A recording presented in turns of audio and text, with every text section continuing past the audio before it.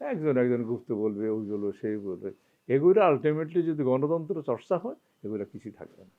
উত্তপ্তের মধ্যেই মেসের কাঠি জ্বালাইছে, তখন আরো তারা তাদের স্বার্থ আদায় করতে পারছে এবং উনি পালাতে বাধ্য হয়েছে। এখন বলেন যে এখন যে গুপ্ত, শুনুন, রাজনৈতিক ময়দানে একে অন্যকে সবসময় ঘায়েল করার চেষ্টা করে। অতি সম্প্রতি কয়েকটি শব্দ উচ্চারিত হচ্ছে, যার ফলে শিক্ষার্থীরাই এখন ট্রল করতেছে, তাদের ফেসবুকে পোস্ট করছে। সেটা হচ্ছে গুপ্ত। মানে এটাকে নিয়ে আপনি কি বলবেন? বৈষম্য বিরোধী ছাত্র আন্দোলনের একটা পর্যায়ে এটা সামনে এসছে।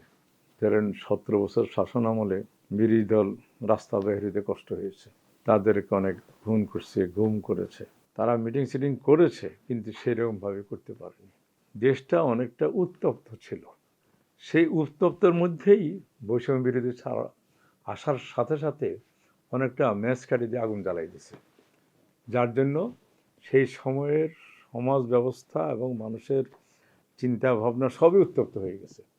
যে এতদিন পরে আমরা একটু কথা বলতে পারতেছি, যখন আমরা এখন এটাকে ঠিক সেইভাবেই অ্যাকশান নেওয়া বা এই তহঙ্গার সরকারকে বিদায় নেওয়ার জন্য চেষ্টা করি।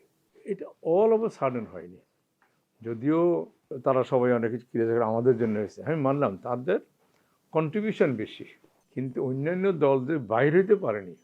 তারা তো বিস্ফোরকভাবে কোথাও কোথাও বসেছিল।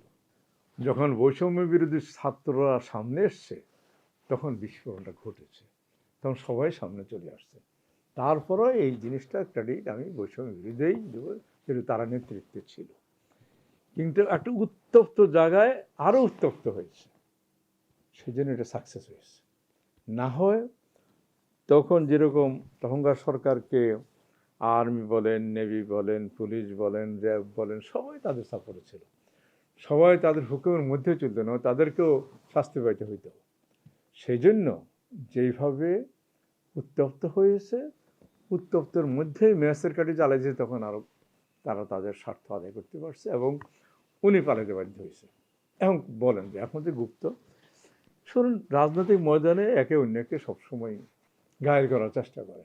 এখন 2 বছর 3 বছর আগেও আমরা কখনো চিন্তা করিনি বিএনপি ক্ষমতা যাবে আর 77 সিট নেওয়া জামাত এবং এনসিপি বিরোধী দলে থাকবে।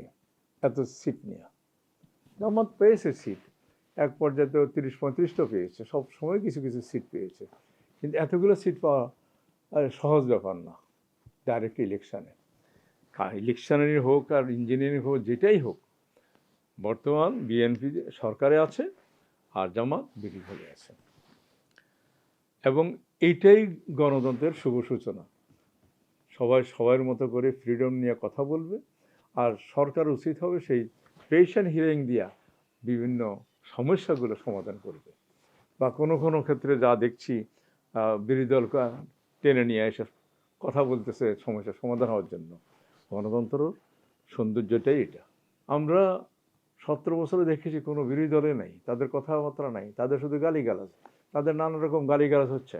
এখন যেই জিনিসটা বহু বছর হইতে প্র্যাকটিস করতেছে, কারো কথা কেউ কখনো টলারেট করতে পারেনি, সেই জিনিসটা এখন আস্তে আস্তে ন্যাচারালাইজড হইতে সময় লাগবে, আর সেই ইন্টারিয়াম সময়টা এখন যাচ্ছে। হ্যাঁ, একজন একজন গুপ্ত বলবে, ওইগুলো সেই বলবে, এগুলো আলটিমেটলি যদি গণতন্ত্র চর্চা হয়, এগুলো কিছুই থাকবে না। গুপ্ত লেখাকে কেন্দ্র করে তো চট্টগ্রামে যেটা হলো, মানে আমরা এতদিন ইতিহাসে পড়ে আসছি যে শিবির রক্ষাটে, কিন্তু চট্টগ্রামের ঘটনাটা দেখলাম যে শিবিরের গোড়ালি ফেলে দিচ্ছে, আলাদা করে দিচ্ছে। এখন শোনেন, এগুলো হচ্ছে ছোটোখাটো ঘটনা, আর শিবিরদের রক্ত যে কাটছে সেটা কটা বা কাটছে, যতটা কাটছে তার থেকে বেশি প্রচার হয়েছে। এখন হয়তো ওভার এক্সাইটেড হয়ে একজন কাটে দিছে, এগুলো ছোটোখাটো দু একটা ঘটনা, লং টাইম এগুলো থাকবে না। যদি গণতন্ত্র চর্চা করে সংসদে, গণতন্ত্র চর্চা করে সংসদের বাহিরে, সরকার দলের তাদের ন্যায্য রেসপন্সিবিলিটি পালন করে, আবার বিরোধী দল তাদের রেসপন্সিবিলিটি পালন করে, তাহলে আলটিমেটলি এগুলো সব ওভারকাম হয়ে যাবে। সরকার নির্বাচিত হওয়ার পর এই যে দুটি ঘটনা, একটা হলো চট্টগ্রামে ছাত্র শিবির এবং ছাত্র দলের সংঘর্ষ, আবার ডাকসুতে দেখলাম আমরা যে আমার কাছে মনে হলো যে এগুলা এগুলা এই ঘটনাগুলা অনভিপ্রেত, এগুলা হওয়া উচিত না। কারণ বহুদিন বিএনপি বলেন, যা ছাত্র দল বলেন, জামাত বলেন, ছাত্র শিবির বলেন, এরা পলিটিক্স করতে পারেনি, হ্যাঁ, সামনে আসতে পারেনি, রাস্তায় নামতে পারেনি। এখন একটা ভোটের মাধ্যমে আমরা ধরে নিলাম এটা ফেয়ার ইলেকশন হয়েছে, সেই ফেয়ার ইলেকশনে ডাকসু হয়েছে, ফেয়ার ইলেকশনে প্রধানমন্ত্রী হয়েছে। এখন একটু সবাইকে একটু ধৈর্য ধরতে হবে। ওভারনাইট সব কিছু যেন চেঞ্জ হতে পারে না, স্টেপ বাই স্টেপ চেঞ্জ হবে, আমরা সেই আশাটা করি।